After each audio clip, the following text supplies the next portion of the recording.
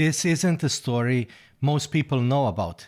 It comes from the memoirs of King Peter II of Yugoslavia. It was May 1944, just weeks before the Allies launched the invasion of Normandy. King Peter climbed into the cockpit of a P-51 Mustang fighter, American aircraft on a British airfield, and occupied France ahead. Peter had been in exile since the Axis invasion of Yugoslavia. As war continued, he was in his 20s, training to become a pilot, and itching to do something real, give his contribution, and not just wait or participate in endless scheming of Yugoslav and foreign politicians. His royal rank got him close, and his courage did the rest. Thanks to few American friends, he had access to the 9th US Air Force.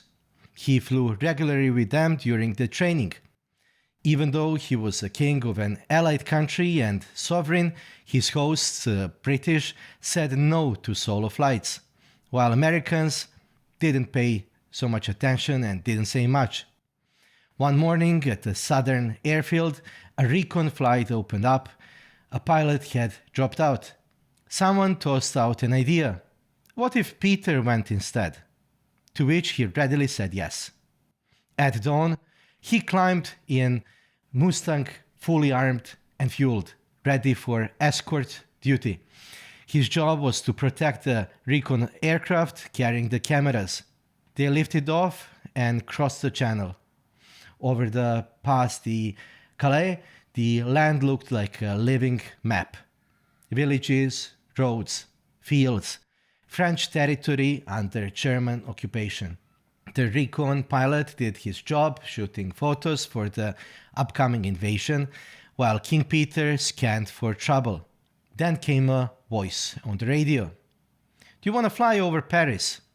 Peter said yes again. He had only seen the city from a train years before when he was a kid. Now he had seen it from the sky. For a few minutes, it wasn't a war, but Parisian beauty. They turned back and returned to England without any incident. Now, what kind of reception did King got? What do you think? Well, it wasn't warm. The American adjutant who had cleared the mission looked like he'd seen a ghost. He was risking royal life and his own career. And it looked terrifying, especially until the king walked back in. Peter got chewed out by his politicians from Yugoslavia and by British politicians. So there you have it, a story of a young king who wasn't allowed to fight by politicians, but who still found a way to serve his people. Thanks for watching, see you in the next one.